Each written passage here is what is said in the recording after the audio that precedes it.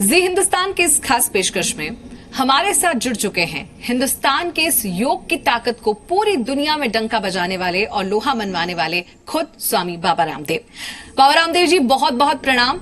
और जिस संघर्ष से पूरी दुनिया इस वक्त जूझ रही है, हमारा देश भी उससे अछूता नहीं है। मैं कोरोना की बात कर रही हूं, लेकिन 21 जून जब अंतर्राष्ट्रीय योग दिवस मनेगा पूरी दुनिया में, उस दिन पर भी भारत की इस ताकत में ये झलक दिखनी चाहिए कि कैसे हम इस कोरोना के संघर्ष से लड़ते हुए, इससे जीतते हुए आगे बढ़ेंगे। हमारी योग की ताकत से लोगों में इम्यूनिटी बढ़ेगी और लोग इस योग को अपनाकर इस हिंदुस्तान की ताकत को पूरी दुनिया में फिर से फैला देंगे।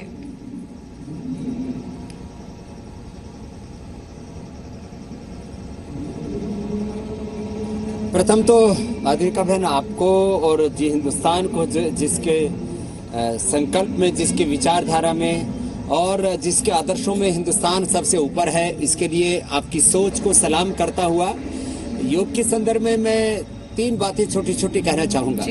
जहाँ तक कोरोना का प्रश्न है, कोरोना उन्हीं के ऊपर अटैक करता है जिनका रेस्पिरेटरी सिस्टम वीक है, जिनकी इम्यूनिटी वीक है, जिनका ब्लड प्रेशर और हार्ट प्रॉब्लम, शुगर का प्रॉब्लम बहुत कंट्रोल में नहीं रहता है, जिनको मल्टीपल डिजीज है। तो एक साथ योगाभ्यास आपके रेस्पिरेटरी सिस्टम को भी स्ट्रेंथन करता है। जब हम भस्त्रिका, कपालभाति, अनुलोम विलोम, भ्रामरी, उद्गीत, प्राणायाम, सूर्य नमस्कार, अलग अलग आसन पोस्चर्स करते हैं, तो रेस्पिरेटरी सिस्टम अच्छा होगा। इसके साथ साथ इम्यूनिटी आपकी मजबूत होगी। बीपी, शुगर, कोलेस्ट्रॉल से लेकर के, शुगर से लेकर के सारी डिजीज आपके कंट्रोल में रहेगी। स्ट्रेस, एंजाइटी, डिप्रेशन कंट्रोल में रहेगा। तो कोरोना तो हारेगा ही और हिंदुस्तान जीतेगा, इंसान जीतेगा। लेकिन इसके आगे की जो बात मैं कहना चाहता हूँ, योग एक जीवन पद्धति होने के साथ साथ, चिकित्सा पद्धति होने के साथ साथ योग पूरी मानवता के कल्याण का एक मार्ग है। इसलिए एक दिन के लिए 21 जून को मात्र योग ना करें, योग को अपनी जीवन शैली बनाएं, योग को अपनी आदत बनाएं, अपनी हॉबी बनाएं।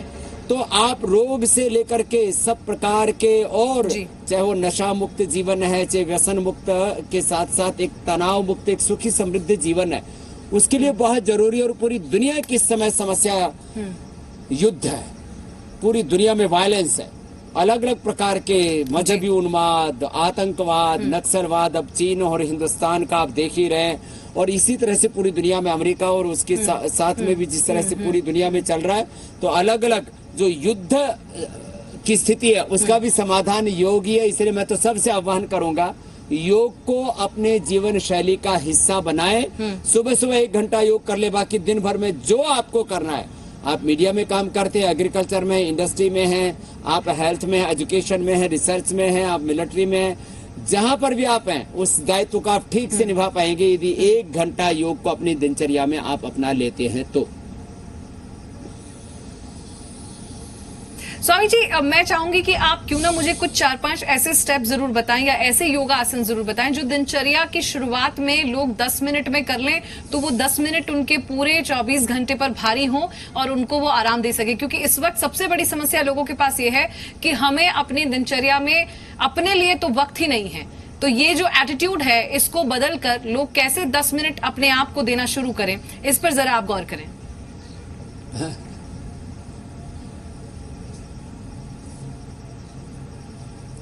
देखो माधुरिका जी, हम यहाँ पतंजलि और रुचि सोया बड़े बड़े जो है संस्थानों को चलाने से लेकर के पतंजलि योगपीठ और पतंजलि योगपीठ संस्था के साथ मैं 600 से ज्यादा जिलों, 5000 तहसीलों, 2.5 लाख गाँव में ऑर्गेनाइजेशन चलाता हूँ। फिर भी सुबह 4 बजे से लेकर के 8 बजे तक का मेरे पास वक्त होता है, मैं योग के लिए वक्त निकालता हूँ। तो ये तो थोड़ा हमें अपना माइंडसेट चेंज करना पड़ेगा। आप यदि योगाभ्यास करेंगे तो 10 मिनट तो आपके टॉयलेट के ही बच जाएंगे। 2-3 बार आपको टॉयलेट जाना पड़ता है, फिर भी पेट साफ नहीं होता, आपको नींद बहुत अच्छी आएगी, उससे वक्त बच जाएगा आपका। जो आप मोबाइल पर, सोशल मीडिया पर और तमाम इधर उधर जो कई बार अनप्रोडक्टिव वक्त लगाते हैं, वो आपका समय बच जाएगा। तो कम से कम 5 प्राणायाम,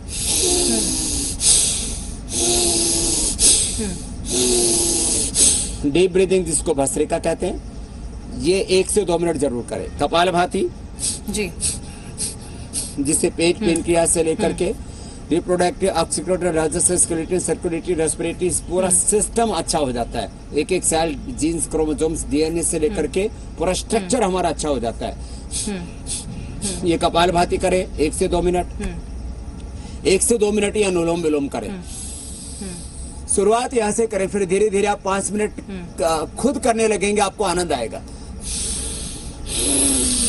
जी जी ये अनुलोम विलोम, फिर भ्रामरी,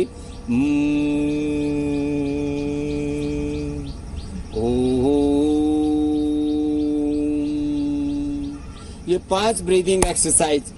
फिर डायबिटीज है तो 5 आसन, मोटापा है तो 5 आसन, कमर दर्द है तो 5 आसन का मैंने पूरा पैकेज बना रखा है और मैं ये 4-5 मिनट में पूरा कर देता हूँ। सबसे पहले मोटापा के लिए बता रहा हूँ। देखो, यदि किसी को भी मोटापा है तो ये बैठ करके 5-25 बार से शुरू मैं इसी सवाल के साथ आ रही थी कि मोटापा सबसे बड़ी समस्या समझते हैं लोग। 1 से 2 मिनट में 100 बार ऐसे हो जाता है स्थित कोणासन। फिर जी जी जी मोटापा के लिए ये जबरदस्त है। ऐसे भी कर सकते हैं और इसको दोनों हाथोड़ी के नीचे करके ऐसे भी कर सकते हैं। तो ऐसे यदि 100 बार करेंगे तो पेट पीठ सब एकदम हल्के रहेंगे। 2 और ये 3 4 5 अभ्यास हो जाएंगे। ये अर्धलासन, फिर पादवृत्तासन, एक एक पैर से ऐसे क्लॉकवाइज एंटी क्लॉकवाइज बड़ा शून्य बनाना, पूरा ऐसे पूरी गोलाई में यूं और यूं।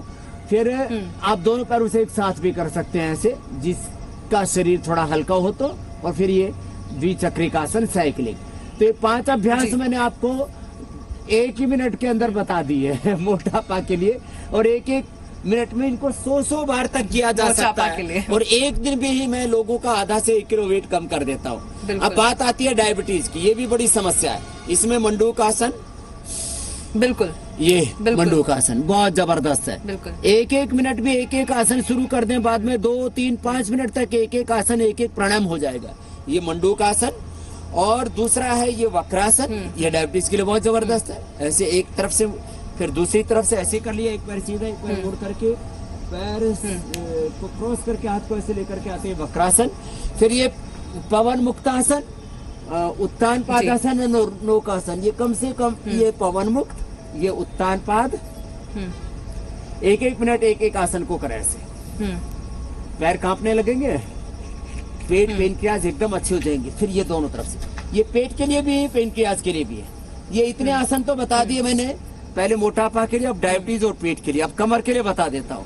कमर के लिए एक तो ये मरकट आसन जबरदस्त है, सीधे लेट, बिल्कुल सीधे लेटा हुआ, इसलिए सीधे लेट करके शुरुआत कर दे रहे हैं। तो एक ये मरकट आसन ऐसे भी होता है और पैर खोल करके भी होता है, और पैर सीधे करके भी, एक पैर ऐसे अपोजिट साइड में लिया, एक गर्दन अपोजिट साइड में ऐसे, ये होता है ऐसे। तो ये एक तो ये कमर के लिए।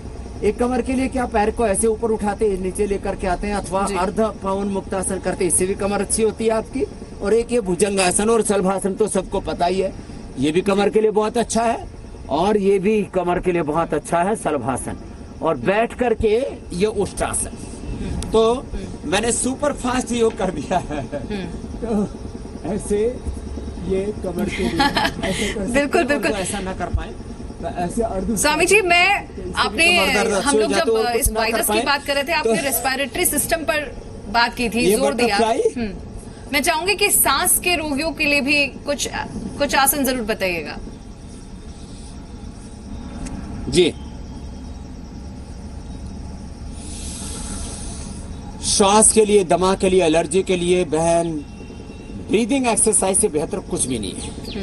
आज मेरा रेस्पिरेटरी सिस्टम इतना स्ट्रांग है कि मुझे साल में एक बार भी सर्दी जुकाम कफ एलर्जी नहीं होता है। मैं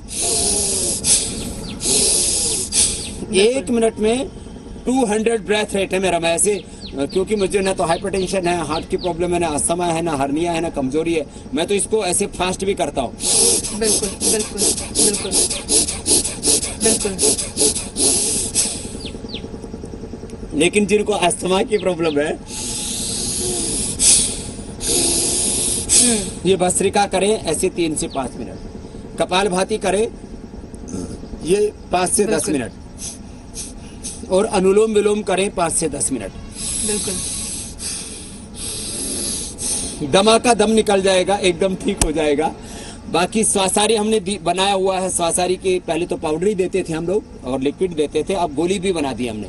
स्वासारी की गोली खा ले, दूध में हल्दी सिलाजी च्यवनप्राश आदि ले ले, या गिलोय तुलसी हल्दी अदरक काली मिर्च का काढ़ा पी ले, उससे कोरोना भी भागेगा और आपका इम्यूनिटी भी आपकी स्ट्रांग होगी और रेस्पिरेटरी सिस्टम भी आपका बहुत ही ज्यादा स्ट्रांग हो जाएगा।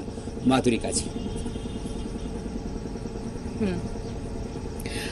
स्वामी जी, एक मेरा सवाल ये भी होगा, क्योंकि कुछ लोग ऐसे हैं जिनको वायरस हुआ और फिर वो ठीक हो गए, एक बड़ी लड़ाई उन्होंने जीती, वो जीत गए और फिर वो अपने घर चले गए। लेकिन ऐसे लोगों को भी एक डर जरूर है। इस वक्त देश में ऐसे कई लोग हैं जो ठीक हो गए, उनको भी डर होगा कि कहीं मेरे आसपास फिर से उस वायरस की वजह से कोई समस्या ना हो जाए या फिर से वो वायरस हमें ना हो जाए। तो ऐसे लोगों को आप क्या टिप्स देना चाहेंगे जो इस वक्त, एक तो वो जो खुद आइसोलेशन में है, होम आइसोलेटेड है, दूसरे वो जो इस वक्त ठीक होकर आ गए हैं, क्या चीजें उनको ध्यान में रखनी है और कैसे योगा को दिनचर्या का हिस्सा बनाना है?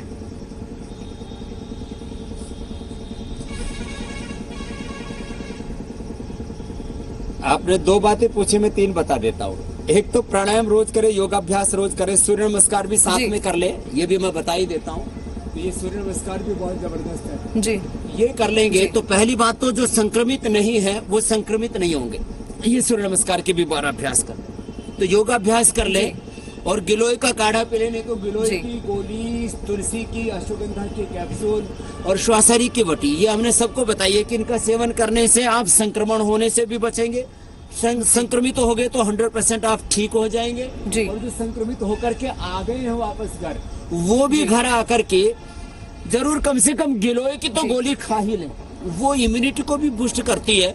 और साथ में ही बिल्कुल जो है, जो जवान है वे शीर्षासन सर्वांगासन भी कर ले। और करते करते मैं तीन बातें एक साथ बता रहा हूँ। योग से हमारा प्रिवेंशन भी होता है, बिल्कुल, योग से हमारा क्योर भी होता है डिजीज का। योग माने प्राइमरी प्रिवेंशन है भी है, सेकेंडरी प्रिवेंशन भी है, कंट्रोल भी है डिजीज का, क्योर भी है डिजीज का। तो जो संक्रमित हो चुके हैं वो भी योग करे, जो नहीं हुए वो भी करे, और जो संक्रमित होकर के ठीक होकर के घर लौट आए वो भी करे। और मैं आपको एक खास बात बताना चाहता हूँ, हमने क्लिनिकल कंट्रोल स्टडी और अब तो क्लिनिकल कंट्रोल ट्रायल का भी काम हमारा पूरा हो चुका है, खाली डॉक्यूमेंटेशन चल रहा है, वो हो जाएगा, हम देश को बता देंगे। 100% recovery rate, 0% death rate Ayurveda से भी हमने करके दिखा दिया, योग से भी करके दिखा दिया। इसलिए योग और आयुर्वेद में बहुत बड़ी ताकत है और योग आयुर्वेद पूरी दुनिया को भारत के ऋषियों की देन है। मैं सबसे कहूंगा प्राणायाम करें, साथ साथ में श्वासारी 2-2 गोली ले सकते हैं और खाने के बाद में गिलोय तुलसी अश्वगंधा ले सकते हैं, दूध में हल्दी शिलाजी च्यवनप्राश आदि का सेवन कर सकते हैं। आप कोरोना क्या, कोरोना का बाप भी आपका कुछ नहीं बिगाड़ सकेगा। ऐसी सबके भीतर निश्चिंतता होनी चाहिए, सबको निर्भय रहना चाहिए, ये मूल मंत्र है। उत्साह बिल्कुल बिल्कुल, लबालब भरे रहना और अपने आप को मजबूत रखना। माधुरिका जी। बिल्कुल स्वामी जी, आपने जो बात कही मैं इसी से एक सवाल और लूंगी। आपने कहा उत्साह से लबालब रहना और तनाव मुक्त रहना, तनाव मुक्त देश के वासी रहें, देश के लोग रहें, ये बहुत जरूरी है। स्ट्रेस फ्री रहना बहुत जरूरी है। इस वक्त क्या हो रहा है कि जो जनरेशन हमारी इस वक्त की जो टीन एज की जनरेशन है वो ज्यादातर स्ट्रेस लेती है। कोई ऑफिस की भाग दौड़ में है, कोई अपने पढ़ाई की भाग दौड़ में है, कोई रिलेशनशिप्स की भाग दौड़ में है। वो स्ट्रेस कम रहे, स्ट्रेस बस्टर के तौर पर कौन से योगा करने चाहिए?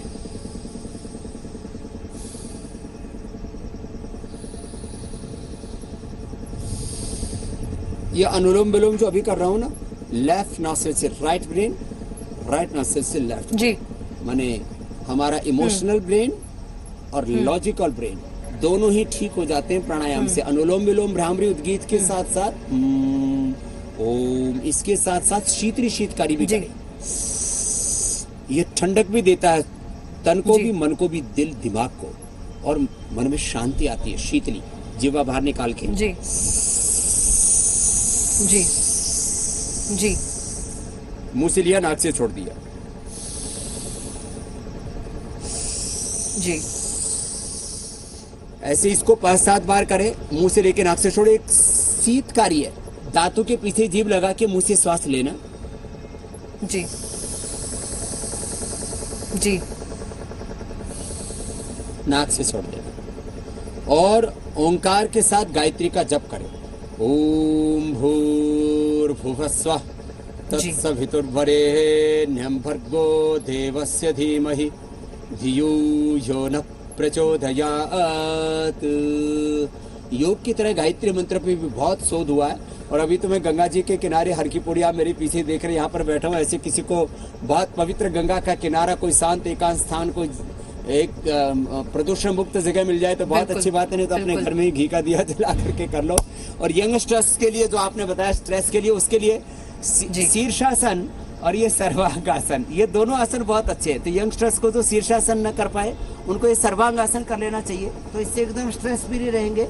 तो सर्वांगासन कभी आंखों पर चश्मा नहीं आएगा, बाल नहीं झड़ेंगे और बॉडी में एनर्जी का लेवल 100% अप रहेगा और सदा जवान रहेंगे, बूढ़े नहीं होंगे। तो ये मैंने जवानों को भी सदा जवान रहने के लिए, एवर यंग रहने के लिए मंत्र दे दिया है माधुरिका जी। बिल्कुल बिल्कुल, आपने ठीक कहा स्वामी जी। आपने एवर यंग रहने का जो मंत्र है उसमें महिलाओं के लिए कुछ खास बताइए। देखिए, महिलाएं जब तक मजबूत हैं तब तक समाज मजबूत है, हमारा देश सशक्त है, मजबूत है। महिलाओं में बहुत सारे लाइफ के जो जर्नी है पूरा, उसमें कई सारे चेंजेस हैं। एक महिला जब माँ बनती है उसके बाद उसकी जिंदगी बदल जाती है। तो खासकर महिलाओं की मजबूती के लिए, क्योंकि कई सारी बीमारियां आती हैं जिसमें हड्डियों की बीमारी महिलाओं में ज्यादा हो जाती है आफ्टर 40, तो ऐसे कई सारी बीमारियां हैं जो उनको घर कर लेती हैं और उसमें काम भी उनको करना है। उनको कई ऐसी भी हैं जो वर्किंग हैं, उनके लिए खास कोई योगा बताइए जो महिलाओं को स्ट्रेस फ्री भी रखे, तो उनकी दिनचर्या को एकदम चुस्त दुरुस्त भी बनाए।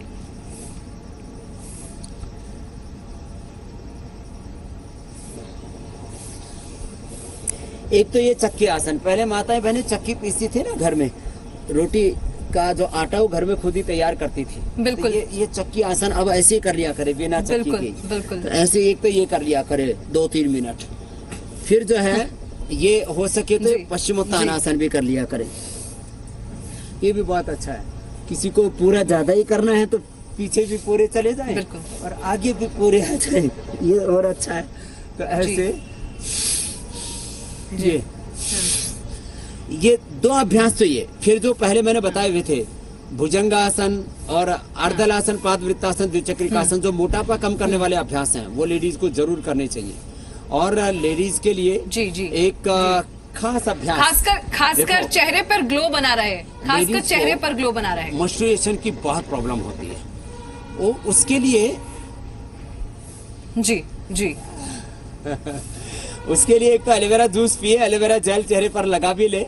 और बहुत ही ज्यादा चेहरे के ऊपर पिगमेंटेशन हो गया है, रिंकल्स, पिंपल्स और पूरा का पूरा झाइयां बहुत ज्यादा आ गई है, तो कांति लेप कच्चे दूध में, हनी में, एलोवेरा जेल में मिला करके लगा ले और अच्छा है। तो ये मंडूकासन ऐसे मुट्ठी बांध करके भी किया जाता है, जो मैंने पहले डायबिटीज और पेट के लिए बताया था, ये महिलाओं के लिए भी जरूरी है। उनके भी पेटू भाग में बहुत पेन और पीरियड की प्रॉब्लम, फिर लिकोरिया की, ओवर ब्लीडिंग की और मंथली बंद होता है तो मेनोपॉज की बहुत तरह की प्रॉब्लम आती है। तो लेडीज को ये आसन जरूर करना चाहिए। एक तो मंडूकासन और जो पहले बताया था मैंने चक्की आसन, पश्चिमोत्तानासन, और लेडीज को कपालभाति प्राणायाम ज्यादा करना चाहिए। कपालभाति प्राणायाम से और अनुलोम विलोम प्राणायाम से हार्मोनल इम्बैलेंस कतई नहीं होता। और किसी को थायराइड की भी प्रॉब्लम हो जाए तो कपालभाति के साथ साथ उज्जाई और सिंहासन, ये 3 चीजें करो और यहाँ से पॉइंट दबा लें। और जो कर सके सर्वांग आसन कर ले, जो अभी मैंने करके बताया था। एक ही सिंहासन है ऐसे, और एक गले को टाइट करके